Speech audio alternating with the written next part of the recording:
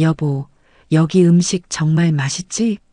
최영희가 촛불 아래에서 미소를 지으며 남편을 바라봤습니다. 따뜻한 촛불이 그녀의 얼굴을 부드럽게 비추고 있었습니다. 마흔이 넘었지만 여전히 아름다운 여인이었습니다. 응, 여기 정말 좋네. 이렇게 통째로 빌리다니. 고마워. 박태수가 감탄하며 고개를 끄덕였습니다. 40대 중반의 그도 관리를 잘한 탓에 여전히 젊어 보였습니다. 스타트업부터 시작해 대기업을 일궈낸 성공한 사업가답게 품격 있는 모습이었습니다. 밖은 10월의 차가운 비가 거리를 적시고 있었습니다. 네온사인들이 젖은 도로에 반사되어 형형색색의 무지개를 그려내고 있었습니다. 그리고 그 거리 한켠에 고급 일식당 타나카는 오늘 밤 오직 한 커플만을 위한 특별한 공간으로 변해 있었습니다. 결혼기념일을 맞은 이 박태수와 최영희 부부를 위한 공간인 것입니다. 고마워, 영희야. 이런 특별한 날을 만들어줘서. 태수가 진심을 담아 아내의 손을 잡았습니다. 식당 밖에서는 조비서가 검은 우산을 받쳐들고 조용히 서 있었습니다. 40대 초반의 그는 회사 창업부터 지금까지 태수를 보필하고 있는 믿음직한 사람이었습니다. 내리는 비에 그의 옷도 조금씩 젖어갔지만 전혀 개의치 않는 표정이었습니다. 자, 이제 메인 요리가 나올 거예요. 영희가 기대에 찬 목소리로 말했습니다. 곧이어 하얀 앞치마를 두른 직원이 정성스럽게 차려진 요리를 가져왔습니다. 접시마다 마치 예술작품 같은 음식들이 담겨 있었습니다. 태수는 저절로 감탄사가 나왔습니다. 와, 정말 멋있네. 이런 음식은 처음 봐. 태수는 젓가락을 천천히 들어 올렸습니다. 은은한 조명 아래에서 음식이 더욱 맛있어 보였습니다. 향긋한 냄새가 코끝을 자극했습니다. 입에 침이 돌기 시작했습니다. 음식을 집어 입에 넣으려는 바로 그 순간, 쾅! 갑작스럽게 식당 문이 거칠게 열렸습니다. 차가운 바람과 함께 빗방울들이 식당 안으로 날아들었습니다. 따뜻했던 실내 공기가 순식간에 차갑게 변했습니다. 먹지 마세요. 아저씨 그거 먹으면 안 돼요. 온몸이 비에 흠뻑 젖은 아이가 숨을 헐떡이며 뛰어들어왔습니다. 10살이 조금 넘어 보이는 어린 남자아이였습니다. 아이가 입고 있는 옷은 너무 컸습니다. 마치 어른 옷을 입은 것처럼 보였습니다. 여러 번 기워진 흔적도 곳곳에 보였습니다. 하지만 그 아이의 눈빛만큼은 맑고 투명했습니다. 그 눈에는 절박함과 간절함이 가득 담겨 있었습니다. 거짓말을 하는 아이의 눈이 아니었습니다. 정말로 무서운 일이 일어날 것 같다는 공포가 그대로 드러나 있었습니다. 어머, 영희가 깜짝 놀라며 소리쳤습니다. 손에 들고 있던 물잔이 흔들렸습니다. 태수는 젓가락을 든 채로 완전히 멈춰 있었습니다. 시간이 정지된 것 같았습니다. 아이의 절박한 눈빛이 그의 마음을 강하게 흔들었습니다. 뭔가 이상했습니다. 저런 어린아이가 이렇게 절박하게 소리칠 이유가 뭘까요? 그것도 독이라는 무서운 말을 하면서 말입니다. 아이의 목소리에는 거짓이 전혀 없어 보였습니다. 오히려 진짜 위험한 일이 일어날 것 같은 소름 끼치는 느낌이 들었습니다. 태수의 손이 미세하게 떨리기 시작했습니다. 젓가락을 든 손이 음식 위에서 멈춰 있었습니다. 마치 시간이 멈춘 것 같았습니다. 사장님, 죄송합니다. 제가 처리하겠습니다. 조비서가 빗소리를 뚫고 급히 뛰어들어왔습니다. 평소 침착하고 냉정한 그도 이런 돌발 상황에는 당황한 기색이 역력했습니다. 그의 정장도 빗물로 젖어 있었습니다. 조비서는 아이의 팔을 부드럽지만 단호하게 잡으려 했습니다. 하지만 아이는 필사적으로 저항했습니다. 절대 먹지 마세요. 독이 들어 있어요. 아이가 조비서에게 끌려나가면서도 목청껏 소리쳤습니다. 목소리가 쉬어서 더욱 애절하게 들렸습니다. 마치 정말로 누군가의 생명이 위험에 처해 있다는 듯한 절박함이었습니다. 제발 믿어주세요. 정말이에요. 아이가 계속 소리쳤습니다. 태수의 심장이 더욱 빠르게 뛰기 시작했습니다. 등에 차가운 땀이 흘렀습니다. 직감적으로 뭔가 심상치 않다는 느낌이 들었습니다. 여보, 괜찮아요? 저 아이 때문에 우리 행복한 결혼 기념일을 방해받지 말아요. 자, 어서 먹어요, 여보. 영희는 당황했지만 분위기를 풀기 위해 웃으며 말했습니다. 한 달 동안 정성스럽게 준비한 특별한 저녁이 이렇게 망가지는 것이 너무 속상했습니다. 하지만 태수의 손은 여전히 움직이지 않았습니다. 시간이 정지된 것 같았습니다. 문득 태수의 머릿속에 여러 가지 생각이 스쳤습니다. 정말 이 음식에 독이 있는 걸까? 하지만 그런 일이 나에게 왜 일어나는 거지? 누가 왜 그런 끔찍한 일을 하는 거지? 태수의 이마에 식은땀이 맺히기 시작했습니다. 심장 소리가 귓가에서 쿵쾅쿵쾅 울렸습니다. 조비서가 아이를 완전히 밖으로 끌어내려는 순간 태수가 갑자기 입을 열었습니다. 이제 다 먹은 것 같아. 나머지 음식은 포장해서 가져가자.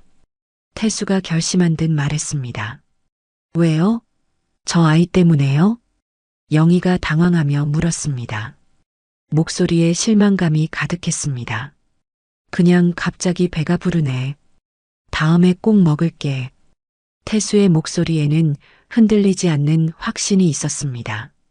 뭔가 위험한 냄새를 맡은 야생동물처럼 그의 본능이 강하게 경고하고 있었습니다. 그래요. 당신이 원한다면. 영희가 깊은 한숨을 쉬며 고개를 끄덕였습니다. 아쉬움과 실망감이 얼굴에 그대로 드러났습니다. 식당 직원들이 재빨리 음식을 포장하기 시작했습니다. 정성스럽게 만든 요리들이 일회용 용기에 담겼습니다. 30분 후 두 사람은 정성스럽게 포장된 음식들을 들고 차에 올랐습니다. 비는 여전히 내리고 있었습니다. 차창에 빗방울들이 끝없이 떨어졌습니다. 차 안은 어색한 침묵이 흘렀습니다. 그 아이 정말 이상했어요. 영희가 창밖에 흐려진 거리를 바라보며 말했습니다. 그러게 말이야. 근데 정말 절박해 보였어. 태수도 창밖을 보며 답했습니다. 집에 도착하자마자 태수는 조비서를 현관 밖으로 불렀습니다. 이거 연구소로 보내서 성분 검사해봐. 아무에게도 말하지 말고. 태수가 포장된 음식을 건네며 목소리를 낮춰 말했습니다. 그의 목소리에는 긴장감과 불안감이 가득했습니다. 손도 미세하게 떨리고 있었습니다. 네, 사장님. 조비서가 심각한 표정으로 고개를 끄덕였습니다. 영희는 이 상황을 모른 채 2층으로 올라가 씻으러 갔습니다. 계단을 오르는 그녀의 발걸음 소리가 조용한 집안에 울렸습니다. 욕실에서 물 흐르는 소리가 들려왔습니다. 태수는 거실에 혼자 남아 거대한 창문 앞에 서서 밖을 바라봤습니다. 빗방울이 창문을 타고 끝없이 흘러내렸습니다. 마치 그의 불안하고 복잡한 마음처럼 말입니다. 만약 그 아이의 말이 정말이라면 누가 왜 나를 죽이려 했을까? 태수의 등에 차가운 땀이 흘렀습니다. 심장이 빠르게 뛰는 소리가 조용한 거실에 울려 퍼지는 것 같았습니다. 시계를 보니 밤 10시가 넘어 있었습니다. 내일 아침이면 모든 것이 밝혀질 것입니다. 다음 날 아침, 시계를 보니 오전 7시였습니다. 평소보다 일찍 일어났지만 전혀 개운하지 않았습니다. 어젯밤의 일들이 꿈이었으면 좋겠다는 생각이 들었습니다. 세수를 하면서 거울 속 자신의 모습을 봤습니다. 눈 밑에 다크서클이 짙게 드리워져 있었습니다. 얼굴도 평소보다 훨씬 창백해 보였습니다. 하룻밤 사이에 10살은 늙은 것 같았습니다. 여보, 아침 드세요. 영희가 평소처럼 밝은 목소리로 불렀습니다. 그녀는 어제 일에 대해서는 더 이상 언급하지 않았습니다. 응, 지금 갈게. 태수가 대답했지만 목소리에는 생기가 없었습니다. 식욕도 전혀 없었습니다. 식탁에 앉아서도 음식이 목으로 넘어가지 않았습니다. 어제 그 아이가 말한 독이라는 단어가 계속 머릿속을 맴돌았습니다. 혹시 지금 먹고 있는 음식에도 뭔가 있는 건 아닐까? 이런 생각을 하는 자신이 한심하면서도 멈출 수가 없었습니다. 회사에 도착하자마자 태수는 조비서를 불렀습니다. 조비서가 사무실 문을 열고 들어오는 순간 태수의 심장이 빠르게 뛰기 시작했습니다. 사장님, 잘 주무셨습니까? 조비서가 평소처럼 정중하게 인사했습니다. 하지만 그의 표정은 평소와 달랐습니다. 뭔가 심각한 일이 있다는 것을 알 수 있었습니다. 어떻게 됐어? 결과 나왔어? 태수가 다급하게 물었습니다. 목소리가 떨리는 것을 감출 수 없었습니다. 조비서는 문을 닫고 태수에게 가까이 다가왔습니다. 주변에 아무도 듣고 있지 않다는 것을 확인한 후에 입을 열었습니다. 사장님, 음식에서 치명적인 독성 물질이 검출되었습니다. 그 말을 듣는 순간 태수의 머릿속이 하얘졌습니다. 심장이 멈춘 것 같았습니다. 확실해? 태수가 간신히 말을 꺼냈습니다. 목소리가 갈라졌습니다. 네, 연구소에서 3번이나 확인했습니다. 조비서가 말을 잇지 못했습니다. 태수는 의자에 주저앉았습니다. 다리에 힘이 빠졌습니다. 정말로 누군가 자신을 죽이려 했다는 것이 믿어지지 않았습니다. 그것도 결혼 기념일이라는 특별한 날의 말입니다. 왜 나를 죽이려 한 거지? 태수가 중얼거렸습니다. 머릿속이 복잡했습니다. 이런 일을 할 만한 사람이 누가 있을까? 회사 일로 원한을 가진 사람? 사업상 경쟁자? 최근 들어 태수의 사업이 급성장하면서 경쟁사들의 견제가 심해진 것이 떠올랐습니다. 아니면 영애? 사장님, 일단 그 아이를 찾아야겠습니다. 뭔가 알고 있을 거예요. 조비서가 제안했습니다. 그래, 그 아이를 찾아야겠어. 태수가 결심한 듯 말했습니다. 그 아이만이 유일한 단서였습니다. 이 시간 후, 조비서는 태수의 지시에 따라 어제 그 일식당으로 향했습니다.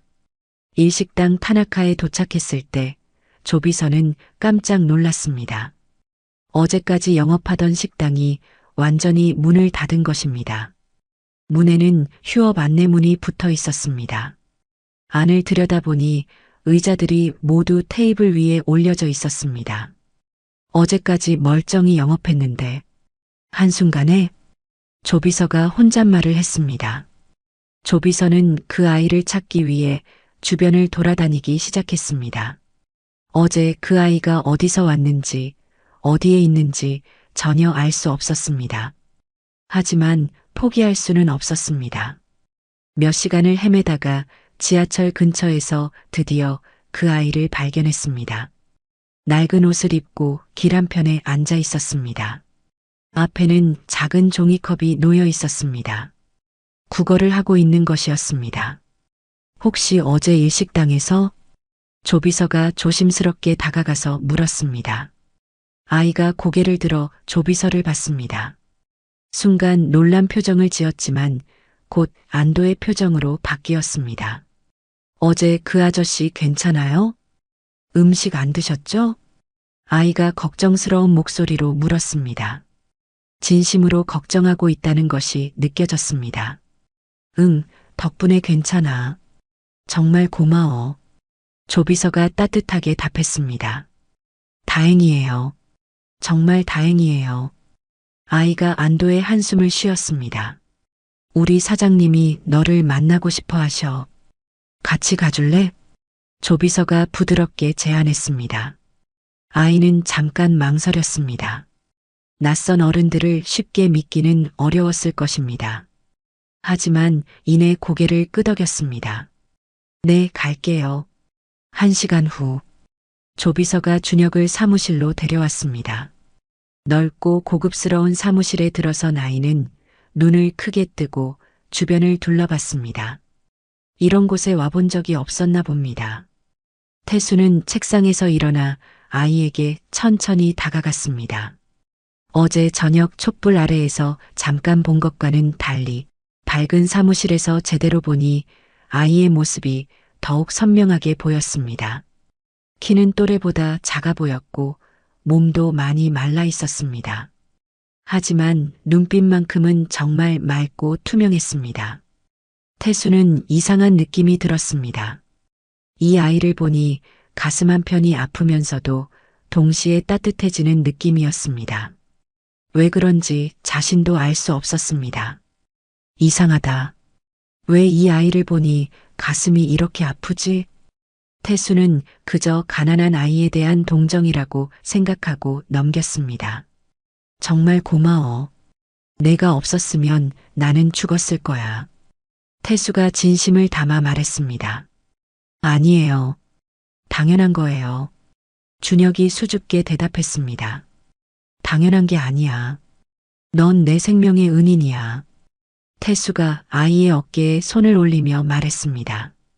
아이의 어깨가 생각보다 훨씬 말랐습니다. 뼈가 그대로 만져질 정도였습니다. 준혁이 고개를 들어 태수를 바라봤습니다. 그 눈에는 감동이 가득했습니다. 아마 이런 말을 들어본 적이 없었나 봅니다. 너에게 뭘 해주고 싶은데 뭘 해주면 좋을까? 갖고 싶은 것 없니? 태수가 따뜻하게 물었습니다. 아무것도 필요 없어요. 아저씨가 괜찮으시면 그걸로 충분해요. 준혁이 진심으로 대답했습니다. 이런 순수한 답변에 태수의 마음이 더욱 따뜻해졌습니다. 부모님은 어디 계시니? 태수가 조심스럽게 물었습니다.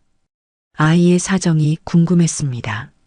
엄마는 병원에, 아빠는 없어요. 준혁의 목소리가 갑자기 작아졌습니다. 슬픈 표정이 얼굴에 스쳤습니다. 병원에? 많이 아프시구나. 태수가 안타까운 마음으로 물었습니다. 네. 오래전부터. 준혁이 더 이상 말하지 않았습니다. 너무 아픈 기억인 것 같았습니다. 그럼 지금은 어떻게 살고 있어? 태수가 이어서 물었습니다. 원래 그 식당에서 재워주고 밥도 먹여주고 했었어요. 그런데 그 식당이 갑자기 문을 닫고 그냥 거리에서 살고 있어요. 준혁이 자신의 처지를 부끄러워하며 말했습니다. 태수의 마음이 더욱 아팠습니다. 그 일식당과는 어떤 관계야? 태수가 본격적으로 사건에 대해 물어보기 시작했습니다. 그 식당 아저씨는 저한테 엄청 잘해주세요. 남은 음식도 많이 주시고 추울 때는 따뜻한 곳에서 쉬게도 해주시고. 준혁이 고마운 마음을 담아 말했습니다. 그럼 어제 일은 어떻게 알게 된 거야? 독이 들어있다는 걸? 태수가 핵심적인 질문을 했습니다. 준혁은 잠깐 망설였습니다. 말해도 될지 고민하는 것 같았습니다. 문 너머로 들었어요. 여자 목소리가. 준혁이 조심스럽게 말했습니다. 뭐라고 했는데? 태수가 더욱 집중해서 물었습니다. 이걸 그 사람 음식에 넣어. 절대 들키면 안 되라고. 준혁이 그때 들었던 말을 그대로 따라했습니다. 태수의 심장이 빠르게 뛰기 시작했습니다. 여자 목소리. 설마 영애? 그 여자가 누구였어? 어떻게 생겼어? 태수가 다급하게 물었습니다. 못 봤어요. 목소리만 들었어요. 문이 닫혀 있어서. 준혁이 아쉬워하며 대답했습니다. 목소리는 어땠어? 나이가 많은 여자? 젊은 여자? 태수가 계속 질문했습니다. 잘 모르겠어요. 그냥 여자 목소리였어요. 준혁이 더 이상 기억나지 않는다는 표정을 지었습니다. 태수는 아쉬웠지만 더 이상 추궁하지 않았습니다. 정말 고맙다. 태수가 진심으로 감사를 표했습니다. 그런데 태수가 잠깐 생각하더니 입을 열었습니다. 지금 갈 곳 없어 보이는데 내가 지낼 곳을 마련해 줄 테니까 내가 시키는 일을 하나 해줄 수 있니? 태수가 제안했습니다. 준혁의 눈이 동그랗게 커졌습니다. 믿을 수 없다는 표정이었습니다. 정말요? 좋아요. 저 뭘 하면 돼요? 준혁이 기대에 찬 목소리로 물었습니다. 어려운 일 아니야. 태수가 따뜻한 미소를 지으며 답했습니다. 그러면서 태수는 마음속으로 계획을 세우고 있었습니다. 이 아이를 통해 더 많은 정보를 얻을 수 있을 것 같았습니다. 그리고 무엇보다 이 아이가 혼자 길거리에서 사는 것을 그냥 놔둘 수 없었습니다. 일단 깨끗하게 씻고 새 옷부터 사자. 태수가 준혁의 너무 큰 옷을 보며 말했습니다. 아니에요. 이거면 충분해요. 준혁이 당황하며 손사래를 쳤습니다. 내가 사주고 싶어서 그래. 어른이 이렇게 말하면 알겠습니다. 하는 거야 알겠지? 태수가 단호하게 말했습니다. 1시간 후 태수는 준혁을 데리고 백화점으로 갔습니다. 티셔츠, 바지, 양말까지 모든 것을 새로 사줬습니다. 준혁은 처음 받아보는 새 옷들을 소중하게 만지며 눈물을 글썽였습니다. 정말 제가 가져도 돼요? 준혁이 떨리는 목소리로 물었습니다. 당연하지. 태수가 마음이 따뜻해지며 답했습니다. 이 아이의 순수한 반응이 그의 마음을 울렸습니다. 새 옷으로 갈아입은 준혁은 완전히 다른 아이 같았습니다. 깨끗하게 씻고 제 사이즈 옷을 입으니 정말 깔끔하고 귀여운 아이였습니다. 이제 내 부탁을 들어줄 수 있겠니? 태수가 물었습니다. 네, 뭐든지 시켜주세요. 준혁이 힘차게 대답했습니다. 나 내일부터 싱가포르에 4일간 출장을 가야 해. 그동안 우리 집을 지켜봐 줄 수 있어? 태수가 제안했습니다. 집을요? 응. 내가 같이 사는 아내가 있는데 나 없을 때 잠깐 지켜만 보면 돼. 네. 열심히 할게요. 준혁이 신이 나서 대답했습니다. 드디어 따뜻한 집에서 잘 수 있다는 것이 꿈만 같았습니다. 태수는 자신의 개인 번호와 조비서의 번호를 종이에 적어서 준혁에게 건넸습니다. 뭔가 이상한 일이 있으면 바로 전화해. 준혁이 그 종이를 소중하게 받아서 주머니에 넣었습니다. 태수는 조비서를 따로 불렀습니다. 이 아이 잘 돌봐주고 이 아이를 도와서 내 아내랑 주변 사람들을 잘 조사해줘. 네, 사장님. 알겠습니다. 조비서가 진지하게 고개를 끄덕였습니다. 태수는 준혁을 바라보며 생각했습니다. 이 아이가 자신의 생명을 구해준 것은 운명이었을까요? 아니면 단순한 우연이었을까요? 어쨌든 모든 것은 이제 시작이었습니다. 누가 자신을 죽이려 했는지 그 이유는 무엇인지 반드시 알아내야 했습니다. 다음 날 태수는 싱가포르 마리나 베이 샌즈 호텔의 47층 스위트룸에서 창밖을 바라보고 있었습니다. 눈부신 도시의 야경이 펼쳐져 있었지만 그의 마음은 전혀 평온하지 않았습니다. 중요한 계약 미팅을 위해 온 출장이었지만 집에서 벌어질 일들이 계속 신경 쓰였습니다. 핸드폰을 손에 쥐고 준혁에게서 연락이 올 때까지 기다리고 있었습니다. 오후 3시경 드디어 핸드폰이 울렸습니다. 태수가 급하게 전화를 받았습니다. 사장님, 조비서입니다. 준혁이한테 연락이 왔습니다. 무슨 일 있어?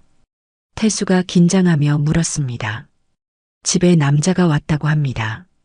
키가 크고 검은 벤츠를 타고 왔다고 하네요. 조비서가 신중하게 전달했습니다. 태수의 심장이 빠르게 뛰기 시작했습니다. 드디어 뭔가 일이 벌어지고 있는 것 같았습니다. 바로 가봐. 그리고 준혁이한테 그 남자가 나올 때까지 계속 지켜보라고 해줘. 태수가 다급하게 지시했습니다.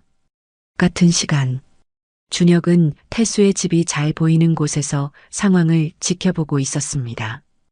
검은 벤츠가 집 앞에 주차되어 있었고 키 큰 남자가 집 안으로 들어간 지 벌써 20분이 지났습니다. 준혁은 조비서가 시킨 대로 계속 지켜보고 있었습니다. 회장님이 자신을 믿고 집을 맡겨준 것이니까 열심히 해야 했습니다. 핸드폰이 울렸습니다. 조비서였습니다. 준혁아, 나야. 지금 상황이 어떻게 되고 있어? 아직 안 나왔어요. 계속 안에 있어요. 준혁이 작은 목소리로 대답했습니다. 내가 지금 갈 테니까 그 남자가 나올 때까지 지켜봐. 나올 때 바로 연락해. 네. 계속 보고 있을게요. 준혁이 힘차게 대답했습니다. 20분 후 조비서는 태수의 집 근처에 도착해서 적당한 거리에 차를 주차했습니다. 집을 직접 볼 수 있으면서도 들키지 않을 위치였습니다. 검은 벤츠가 여전히 거기 있는 것을 확인했습니다.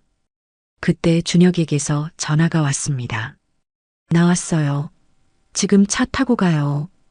준혁이 흥분한 목소리로 말했습니다. 알겠어. 내가 따라가 볼게. 조비서가 대답하며 시동을 걸었습니다.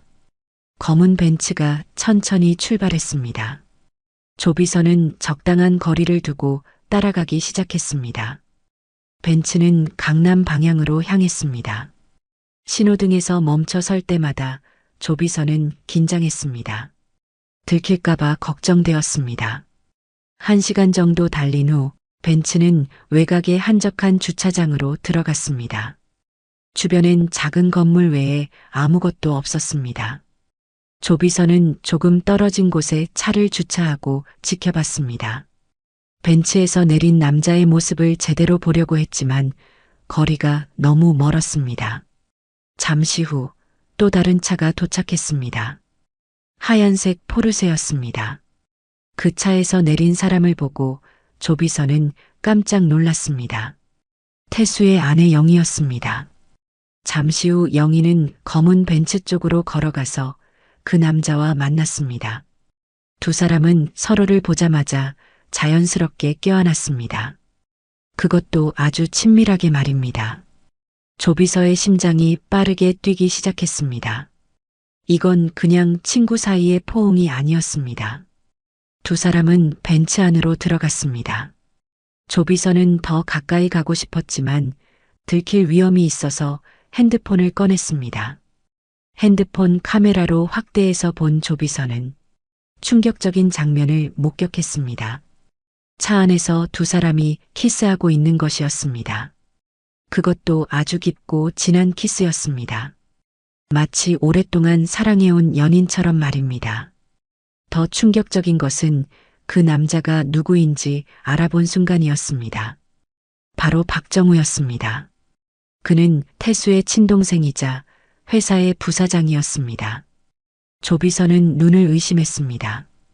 다시 한번 자세히 봤습니다. 틀림없었습니다. 이럴 수가. 조비서의 머릿속이 하얘졌습니다. 태수가 가장 믿고 의지하는 동생이 아내와 불륜을 저지르고 있다니요. 두 사람은 약 10분간 차 안에서 애정행각을 벌였습니다. 조비서는 차마 계속 볼 수 없어서 핸드폰을 내려놓았습니다. 너무 충격적이었습니다. 잠시 후 두 사람이 차에서 나왔습니다. 조비서는 어떻게 해야 할지 몰랐습니다. 이런 일을 태수에게 어떻게 말해야 할까요? 하지만 알려야 했습니다. 그날 밤 11시, 태수는 호텔방에서 초조하게 기다리고 있었습니다. 조비서로부터 연락이 와야 할 시간이었습니다. 드디어 핸드폰이 울렸습니다. 사장님, 충격적인 걸 봤습니다. 조비서의 목소리가 심각했습니다. 뭘 봤는데? 태수가 불안한 마음으로 물었습니다. 조비서는 잠깐 망설였습니다. 어떻게 말해야 할지 고민되었습니다. 사모님이 불륜을 하고 있었습니다. 태수는 당황했습니다. 어느 정도 예상은 하고 있었지만 실제로 얘기를 들으니 머리가 하얘졌습니다. 그 남자는 누구야? 그 남자는 정우 부사장님이었습니다. 뭐라고? 태수가 놀라며 물었습니다. 사모님과 키스하는 걸 직접 봤습니다. 그 말을 듣는 순간 태수의 세상이 무너지는 것 같았습니다. 핸드폰을 든 손이 떨렸습니다. 핸드폰을 바닥에 내던지고 싶은 충동이 들었습니다. 확실해? 정말 정우야? 태수가 마지막으로 확인했습니다. 네, 틀림없습니다. 조비서가 확신에 찬 목소리로 답했습니다. 태수는 침대에 주저앉았습니다. 다리에 힘이 빠졌습니다. 믿을 수 없었습니다.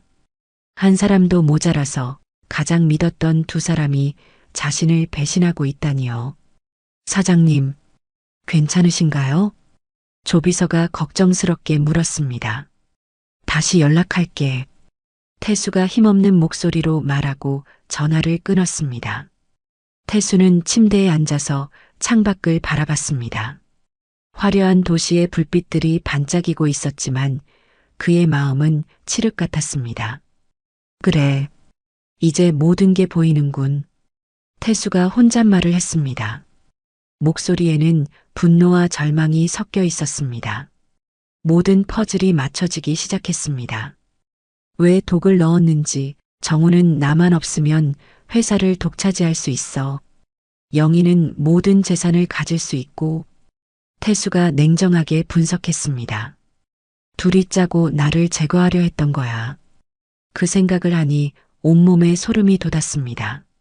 부모님이 돌아가신 후 정우만 믿고 살았는데, 정우가 유일한 가족이었는데, 태수의 목소리가 갈라졌습니다. 정우에게 부사장 자리를 맡긴 것도, 회사 경영에 참여시킨 것도 정우를 가장 믿었기 때문이었습니다. 하지만 결과는 이렇게 처참했습니다. 시간이 지나면서 태수는 점차 냉정해지기 시작했습니다. 성공한 사업가답게 감정보다는 이성이 앞서기 시작했습니다. 차분하게 생각했습니다. 분류는 받지만 독살 시도에 대한 직접적인 증거가 필요해.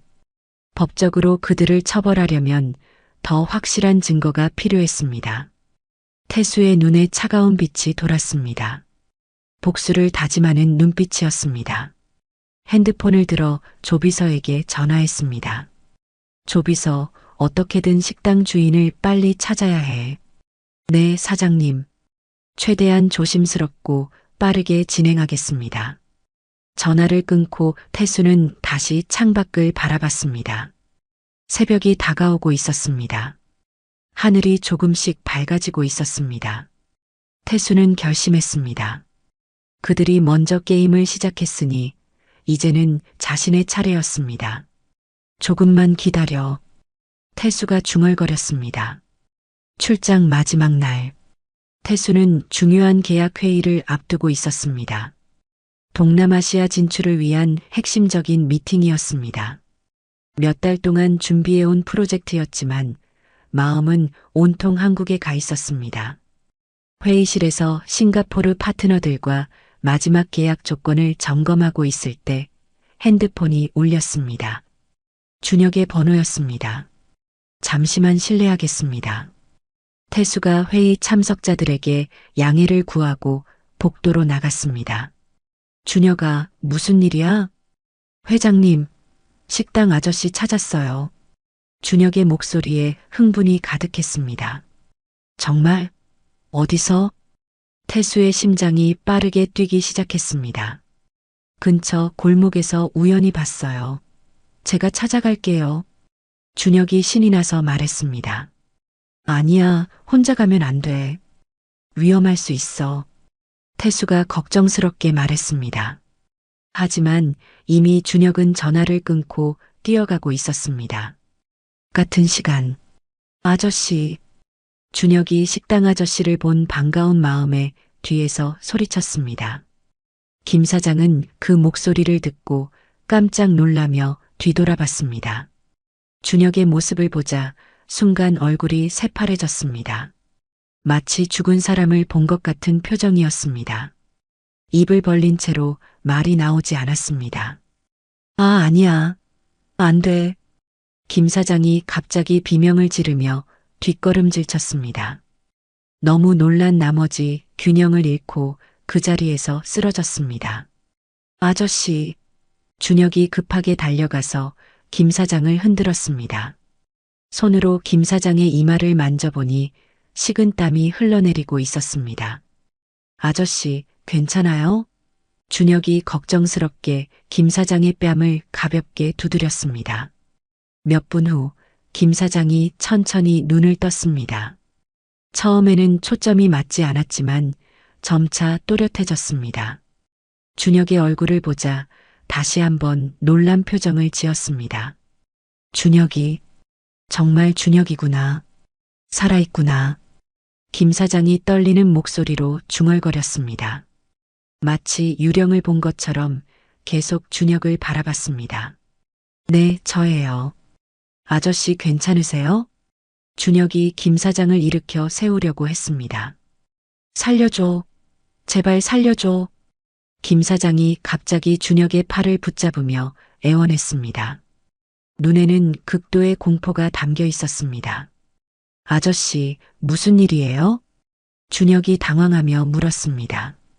예전에 자신에게 그렇게 친절했던 김 사장이 이렇게 변한 것이 너무 충격적이었습니다. 그들이 날 죽이려고 해. 김 사장이 주변을 두리번거리며 속삭였습니다. 누가요? 준혁이 더욱 걱정스럽게 물었습니다. 그때 골목 입구에서 발걸음 소리가 들렸습니다. 천천히 하지만 확신에 찬 발걸음이었습니다. 검은 옷을 입고 검은 모자를 쓴 남자가 골목으로 들어왔습니다. 키가 크고 건장한 체격이었습니다. 얼굴 한쪽에는 낡은 흉터가 있었고 눈빛은 차갑고 무표정했습니다. 마치 기계처럼 감정이 없어 보였습니다. 김 사장은 그 남자를 보자 완전히 공포에 질렸습니다. 온몸이 떨리기 시작했습니다. 드디어 찾았군. 그 남자가 김 사장을 보며 차갑게 말했습니다. 목소리에는 어떤 감정도 없었습니다. 아니야. 제발. 김 사장이 떨며 애원했습니다. 무릎이 꺾여서 바닥에 주저앉았습니다. 남자가 재킷 안으로 손을 넣었습니다. 뭔가 위험한 것을 꺼내려는 것 같았습니다. 준혁은 상황을 정확히 이해하지 못했지만 본능적으로 극도의 위험을 느꼈습니다. 그 순간 그 남성은 준혁의 머리를 단단한 것으로 내리쳤습니다. 준혁이 작은 신음을 내며 그 자리에 쓰러졌습니다. 머리에서 피가 흘러내렸습니다. 이제 당신 차례군. 남자가 김 사장에게 다가갔습니다. 바로 그때였습니다. 거기서 조비서의 목소리가 골목 끝에서 울렸습니다. 그와 함께 2명의 경호원이 더 나타났습니다. 조비서는 준혁의 연락을 받고 즉시 준혁을 찾고 있었습니다. 조비서가 쓰러진 준혁을 보고 달려왔습니다. 검은 복장의 남자는 갑작스러운 상황에 도주하기 시작했습니다. 놈을 잡아. 조비서가 경호원들에게 지시했습니다. 준혁아, 정신 차려. 조비서가 준혁을 안고 흔들었습니다. 머리에서 나는 피를 보고 급하게 119에 신고했습니다. 조비서는 급하게 태수에게 전화했습니다. 사장님, 준혁이가 다쳤습니다. 뭐? 태수의 목소리에 패닉이 섞여 있었습니다. 중요한 계약 회의를 중단하고 복도로 나온 상태였습니다. 머리를 맞아서 병원에 이송했습니다. 조비서가 다급하게 설명했습니다. 기다려, 당장 들어갈게. 태수가 소리쳤습니다. 사장님, 회의는 어떻게 하시고? 조비서가 걱정스럽게 물었습니다. 지금은 준혁이가 더 중요해. 태수가 단호하게 말하고 전화를 끊었습니다. 6시간 후, 태수는 싱가포르에서 곧바로 한국으로 돌아왔습니다. 준혁이 걱정돼서 수억 원짜리 계약을 포기하고 달려온 것이었습니다. 병원에 도착했을 때 준혁은 이미 수술을 마치고 병실에 누워 있었습니다. 머리에 붕대가 감겨 있었고 얼굴은 창백했습니다. 태수는 준혁의 침상 옆에 앉아서 밤새 지켰습니다. 새벽 6시경 준혁이 천천히 눈을 떴습니다. 아저씨, 왜 여기에? 준혁이 약한 목소리로 중얼거렸습니다. 바보야. 내가 조심하라고 했지. 태수가 준혁의 손을 잡으며 말했습니다. 목소리가 떨렸습니다. 죄송해요. 준혁이 눈물을 글썽이며 말했습니다. 괜찮아. 내가 미안하다. 너한테 이런 위험한 일을 맡기고. 태수가 준혁의 머리를 조심스럽게 쓰다듬으며 말했습니다. 같은 시간, 다른 장소. 조비서는 범인을 붙잡아서 신문하고 있었습니다. 경호원들이 결국 그 남자를 붙잡아온 것이었습니다. 누가 시켰어? 조비서가 차갑게 물었습니다. 모르겠습니다. 정말 몰라요. 끝까지 입 다물 거야? 정말 모르겠다고요. 살인범이 울먹이며 말했습니다. 경호원 중 한 명이 그의 휴대폰을 뒤져보고 있었습니다. 조비서님, 여기 통화 기록이 있습니다. 경호원이 휴대폰을 들고 왔습니다. 송진태라는 사람에게서 계속 전화가 와 있네요. 조비서가 그 이름을 듣고 깜짝 놀랐습니다. 조비서는 즉시 태수에게 보고했습니다. 사장님, 부사장님의 비서, 송진태가 시킨 일인 것 같습니다. 그 말을 들은 태수는 충격을 받았습니다. 결국 정우가 직접 지시한 거구나. 이제 모든 것이 명확해졌습니다. 정우와 영희가 공모해서 자신을 제거하려 했고 김 사장을 통해 독을 넣었으며 그것이 실패하자 김 사장을 죽이려 했던 것입니다. 이틀 후 조비서는 준혁과 김 사장을 외곽의 안전한 펜션으로 데려갔습니다. 왜 그런 짓을 했어? 준혁이 말로는 당신이 그럴 사람이 아니라던데? 왜 내 음식에 독을 넣은 거지? 태수가 김 사장을 바라보며 물었습니다. 김 사장이 고개를 숙이며 말했습니다. 가게가 너무 어려워졌어요. 빚도 많고 코로나 때문에 손님도 없고 그래서 어쩔 수 없이. 김 사장이 눈물을 흘리며 말했습니다. 정말 죄송합니다. 김 사장이 무릎을 꿇으며 사죄했습니다. 태수는 잠시 생각에 잠긴 후 말을 꺼냈습니다. 그래, 용서는 해주겠어. 대신 조건이 있어. 뭐든지 하겠습니다. 김 사장이 간절하게 대답했습니다. 누가 얼마를 줬는지, 어떤 독을 쓰라고 했는지 모든 증거를 줘. 통화 녹음이 있다면 그것도. 네, 모든 증거를 드리겠습니다. 그리고 하나 더 있어. 태수는 김 사장에게 자신의 계획을 얘기했습니다. 그 계획을 들은 김 사장은 놀랐지만 이내 고개를 끄덕이며 승낙했습니다. 이제 모든 준비가 끝났어. 남은 것은 복수뿐. 2주 후 태수의 집. 여보, 요즘 많이 바빠 보이네요. 영희가 거실에서 책을 읽고 있는 남편에게 다가오며 말했습니다. 싱가포르에서 돌아온 후 태수가 평소보다 말수가 적어진 것이 조금 신경 쓰였습니다. 회사 일이 좀 복잡해져서. 태수가 자연스럽게 답했습니다. 여보, 다음 주 여보 생일이니까 가족들 다 불러서 집에서 특별한 파티하자. 태수가 제안했습니다. 정말요? 영희가 기뻐하며 눈을 반짝였습니다. 최고의 셰프를 불렀어. 태수가 의미심장한 미소를 지으며 말했습니다. 와, 어떤 셰프요? 유명한 분인가요? 영희가 더욱 흥미를 보였습니다. 그건 당일의 깜짝 선물이야. 그리고 정우도 부르고 우리 친척들도 다 불러서 성대하게 하자. 태수가 말했습니다. 정우를 언급할 때 목소리에 미묘한 차가움이 있었지만 영희는 눈치채지 못했습니다. 좋아요. 정우 씨도 오랜만에 보겠네요. 온 가족이 모이는 자리가 되겠어. 태수가 말했습니다. 속으로는 마지막 가족 모임이라고 생각하고 있었습니다. 시간이 흘러 생일 파티 당일. 태수는 하루 종일 파티 준비에 신경을 썼습니다. 그 모습은 마치 정말로 사랑하는 아내의 생일을 진심으로 축하하는 것처럼 보였습니다. 영희는 새로 산 붉은색 드레스를 입고 화장을 정성스럽게 했습니다. 거울 속의 자신이 아름다워 보였습니다.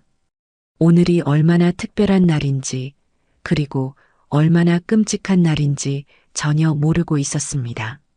와, 정말 예쁘게 꾸몄네. 오늘 주인공다워. 태수가 드레스를 입은 아내를 보며 말했습니다. 그 말에는 진심이 전혀 없었지만 영희는 알 수 없었습니다. 고마워요. 이렇게 준비해줘서 정말 행복해요. 영희가 남편을 포옹하며 말했습니다. 오후 6시가 되자 초인종이 울렸습니다. 영희가 기대에 차서 현관으로 향했습니다. 문을 열어보니 박정우가 서 있었습니다. 네이비 정장을 단정하게 차려입고 붉은 장미 꽃다발을 들고 있었습니다. 평소보다 더 신경 써서 옷을 입은 것 같았습니다.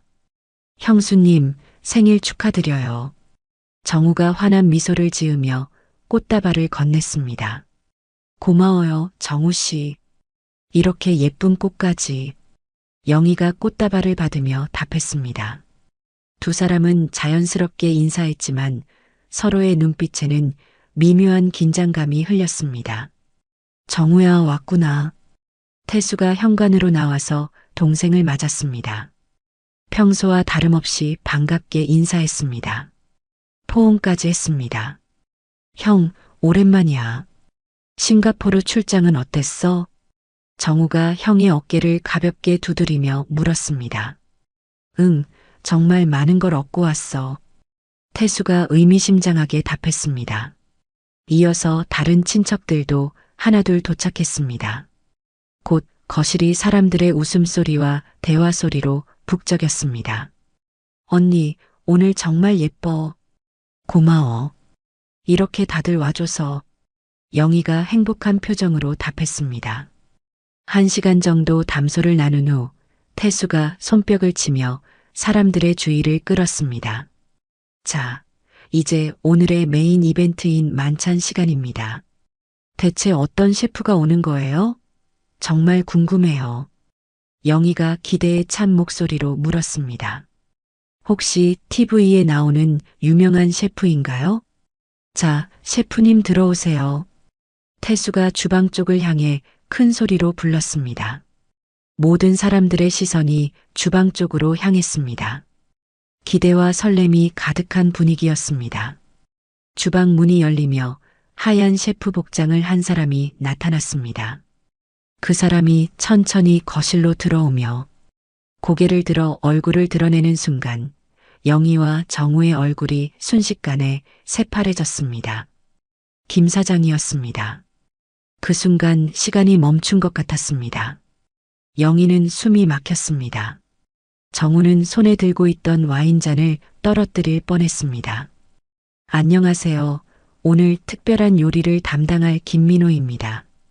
김 사장이 정중하게 인사했습니다. 하지만 그의 목소리도 미세하게 떨리고 있었습니다. 영희와 정우는 서로 눈빛을 빠르게 교환했습니다. 들켰다는 것을 직감했습니다. 하지만 다른 가족들 앞에서 티를 낼 수는 없었습니다. 최대한 자연스럽게 행동해야 했습니다. 처음 뵙겠습니다. 아, 그리고 오늘 특별한 손님이 또 있어. 태수가 다시 말했습니다. 모든 사람의 관심이 태수에게 집중되었습니다. 준혁아, 들어와. 태수가 부르자 준혁이 들어왔습니다. 안녕하세요. 준혁이 밝게 인사했습니다. 처음 보는 어른들 앞에서 조금 긴장한 기색이 보였지만 예의 바르게 인사했습니다. 친척들은 갑작스럽게 나타난 아이를 보고 궁금해했습니다. 어머, 누구예요? 정말 귀여운 아이네요. 영희의 언니가 준혁을 보며 말했습니다. 이 아이는 우리 가족이 될 거야. 앞으로 함께 살 예정이고. 태수가 준혁의 어깨에 손을 올리며 발표했습니다. 친척들이 술렁였습니다. 갑작스러운 발표에 모두 놀랐습니다. 어머, 갑자기 무슨 말이에요? 입양하시는 건가요? 이 아이가 내 생명을 구해줬어. 그래서 가족으로 받아들이기로 했지. 태수가 설명했습니다. 생명을 구했다고요? 어떻게요? 그건 잠시 후에 자세히 이야기해 줄게. 태수가 의미심장하게 답했습니다. 자, 그럼 이제 식사를 시작하기 전에 특별한 이야기가 있어. 태수가 진지한 표정으로 말했습니다. 무슨 이야기인데요? 영희가 불안한 마음으로 물었습니다. 목소리가 떨렸습니다. 영희야, 이분이 우리 결혼기념일 때 요리해 주셨던 분이야. 기억나지? 태수가 김 사장을 가리키며 말했습니다. 영희와 정우의 얼굴이 더욱 창백해졌습니다. 이제 정말로 끝이라는 것을 깨달았습니다. 그날 정말 특별한 일이 있었지. 태수가 냉소적인 미소를 지으며 말을 이어갔습니다. 친척들은 무슨 일인지 모르지만 분위기가 심상치 않다는 것을 느꼈습니다. 그날 밤 누군가 내 음식에 독을 넣었어. 태수가 차분하지만 단호한 목소리로 폭탄 발언을 했습니다. 뭐라고요? 친척들이 일제히 놀라며 소리쳤습니다. 독? 그게 무슨 말이에요? 말 그대로야. 살인 미수였지. 만약 이 아이가 없었다면 나는 죽었을 거야. 태수가 준혁을 가리키며 말했습니다. 그리고 그 배후에는 태수가 정우와 영희를 번갈아 보며 말했습니다. 내가 가장 믿었던 사람들이 있었어. 분위기가 급속도로 얼어붙었습니다. 여기 모든 증거가 있어. 태수가 서류 봉투를 테이블에 올려놓았습니다. 그리고 이 둘이 불륜관계라는 것도 확인했어. 이 말에 친척들이 더욱 경악했습니다. 상상도 못한 일이었습니다. 영희는 더 이상 버틸 수 없었습니다. 다리에 힘이 빠져서 의자에 주저앉았습니다. 여보, 이건 오해예요. 영희가 절망적인 목소리로 애원했습니다. 눈에서 눈물이 흘러내렸습니다. 형, 잠깐만. 설명할 기회를 줘. 이건 정말. 정우도 당황하며 변명하려 했습니다. 얼굴이 새하얗게 질렸습니다. 이제 변명은 필요 없어. 태수가 차갑게 말했습니다. 15년간 믿었던 동생과 그동안 사랑했던 아내를 바라보는 눈빛에는 더 이상 정이 없었습니다. 바로 그때 현관 초인종이 울렸습니다. 조비서가 문을 열자 경찰관들이 들어왔습니다. 미리 연락해둔 것이었습니다. 박정우 씨, 최영희 씨 맞습니까? 살인 미수 및 공모 혐의로 체포합니다. 경찰관이 수갑을 꺼내며 공식적으로 통고했습니다. 안 돼. 이건 함정이야. 형이 나를 함정에 빠뜨렸어. 정우가 소리쳤지만 이미 늦었습니다. 수갑이 채워졌습니다. 영희는 절망에 빠져 완전히 무너졌습니다. 친척들은 충격에 빠져 아무 말도 하지 못했습니다. 생일 파티가 이런 끔찍한 폭로의 장이 될 줄은 꿈에도 몰랐습니다. 다음 날 태수는 회사 전 임직원을 대상으로 긴급회의를 소집했습니다. 어제 일어난 일을 공식적으로 발표해야 했습니다. 어제 박정우 부사장이 살인 미수 혐의로 체포되었습니다. 직원들이 술렁였습니다. 정우 부사장은 즉시 해임됩니다. 그리고 관련된 모든 업무는 제가 직접 인수하겠습니다. 태수가 계속 말했습니다. 회사 경영에는 차질이 없도록 하겠습니다. 모든 프로젝트는 예정대로 진행됩니다. 직원들은 충격에 빠져 있었지만 CEO의 확고한 의지를 느낄 수 있었습니다. 모든 일이 끝난 후 집에는 태수와 준혁만 남았습니다. 어제까지 화려했던 생일 파티 장식들은 모두 치워졌습니다. 집이 텅 빈 것처럼 느껴졌습니다. 태수는 거실 소파에 앉아 창밖을 바라봤습니다. 아내도 동생도 모두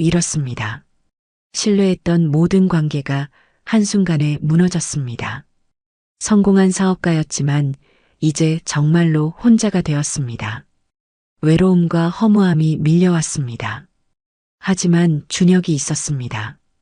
이 아이만이 유일한 위로였습니다. 괜찮으세요? 준혁이 조심스럽게 다가와서 물었습니다. 응, 괜찮아. 이제 모든 게 끝났으니까. 태수는 잠깐 조용히 준혁을 바라봤습니다. 이 아이에 대해 아직 모르는 것이 많았습니다. 지금까지는 급박한 상황들 때문에 제대로 물어볼 기회가 없었습니다. 그런데 어머니는 왜 병원에 계시는 거야? 그리고 너는 왜 혼자 사는 거고? 태수가 조심스럽게 물었습니다. 준혁의 얼굴이 갑자기 어두워졌습니다. 눈가에 눈물이 글썽였습니다. 5년 전부터 깨어나지 못하세요.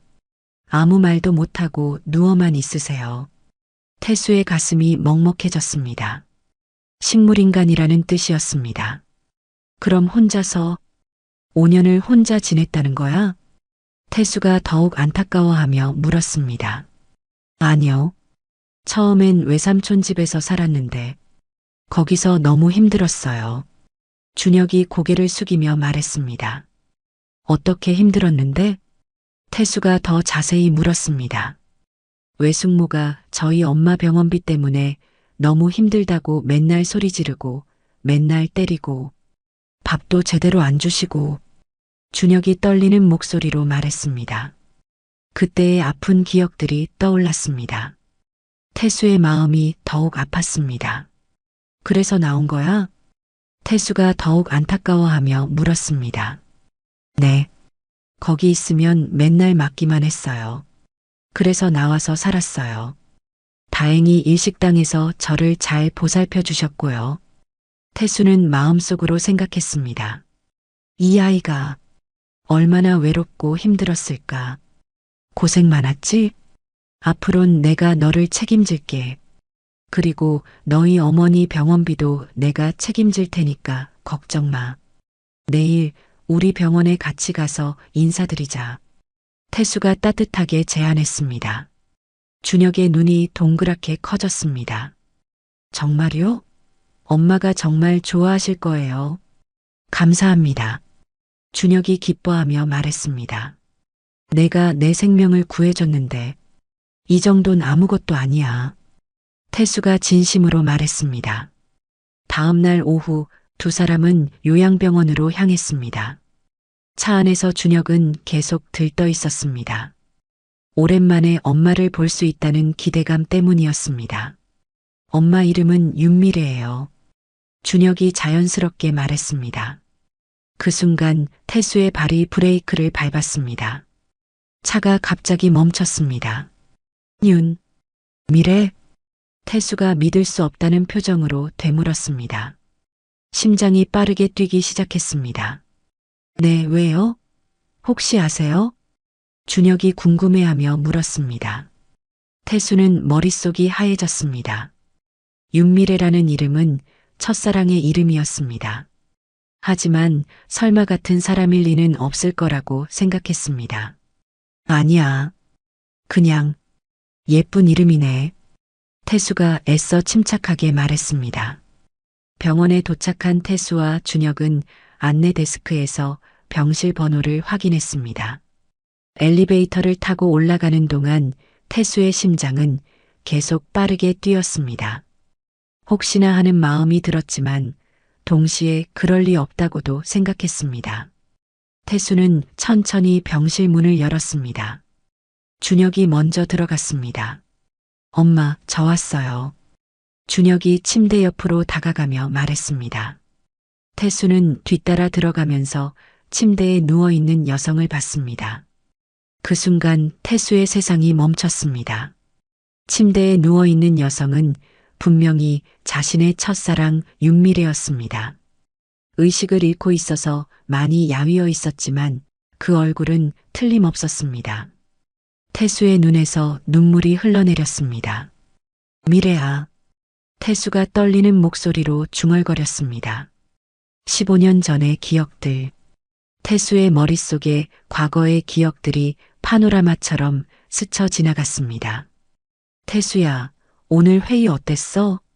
퇴근 후 카페에서 미래가 걱정스럽게 물었습니다. 그때 태수는 새로운 사업 계획으로 스트레스를 받고 있었습니다. 힘들어. 투자자들을 설득하기가 쉽지 않아. 괜찮아. 당신은 할 수 있어. 나는 당신을 믿어. 미래가 태수의 손을 잡으며 격려해줬습니다. 미래야, 내가 성공하면 우리 결혼하자. 그때까지만 조금만 기다려줘. 응, 그럴게. 미래가 수줍게 웃으며 대답했습니다. 하지만 그 행복한 시간은 오래가지 않았습니다. 어느 날 갑자기 미래의 표정이 어두워졌습니다. 뭔가 큰 걱정이 있는 것 같았지만 말하지 않았습니다. 미래야, 무슨 일 있어? 요즘 표정이 안 좋아. 아무것도 아니야. 그냥 좀 피곤해서. 하지만 태수는 뭔가 이상하다는 것을 느꼈습니다. 그러던 어느 날, 태수야, 우리 아무래도 각자의 길을 가야 할 것 같아. 미래의 목소리에는 깊은 슬픔이 담겨 있었습니다. 무슨 소리야?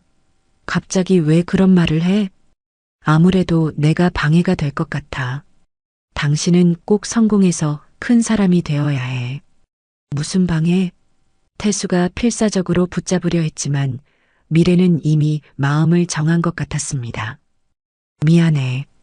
행복해야 해. 그것이 미래가 태수에게 한 마지막 말이었습니다. 그날 이후 태수는 갑자기 사라진 미래를 찾을 수 없었습니다. 아저씨, 정말 우리 엄마 아세요? 준혁의 목소리에 태수는 현실로 돌아왔습니다. 태수는 준혁을 자세히 봤습니다. 이제 보니 정말 많이 닮았습니다. 눈매, 코, 입술. 자신의 어린 시절 사진과 똑같았습니다. 준혁아, 태수가 조심스럽게 말을 꺼냈습니다. 너, 몇 살이야? 13살이요. 정확히 언제 태어났니? 2011년 3월 15일이요. 태수의 심장이 멈췄습니다. 미래와 헤어진 때로부터 정확히 9개월 후였습니다. 엄마가 아빠에 대해서 뭐라고 하셨어? 태수가 떨리는 목소리로 물었습니다. 아빠는 정말 좋은 사람이래요. 저를 많이 사랑했을 거라고. 하지만 아빠를 위해 떠나야 했다고. 준혁이 기억을 더듬으며 말했습니다. 그래도 언젠가는 만날 수 있을 거라고 했어요. 태수의 눈에서 눈물이 더욱 많이 흘렀습니다. 미래는 마지막까지 자신을 원망하지 않았던 것입니다. 태수는 준혁 앞에 무릎을 꿇었습니다. 준혁아, 미안해. 정말 미안해. 왜 미안해 하세요?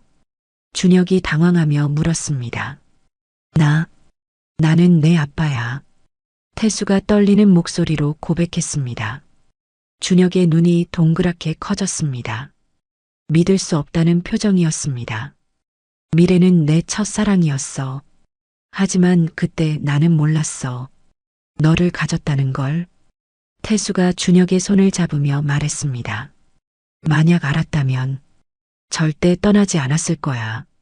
엄마와 너를 혼자 두지 않았을 거야. 준혁은 아직 상황을 완전히 이해하지 못했습니다. 하지만 태수의 진심은 느낄 수 있었습니다. 정말 제 아빠예요? 응, 아빠야. 태수가 준혁을 끌어안았습니다. 준혁도 태수를 안았습니다. 아빠. 준혁이 처음으로 태수를 아빠라고 불렀습니다. 그 한마디에 태수의 마음이 무너졌습니다. 집으로 돌아온 후 태수는 잠을 이룰 수 없었습니다. 너무 많은 일이 하루에 일어났습니다. 준혁은 이미 잠들어 있었습니다. 처음으로 아빠를 부르며 잠든 아들의 모습을 보니 마음이 따뜻해졌습니다. 태수는 미래에게 쓸 편지를 썼습니다.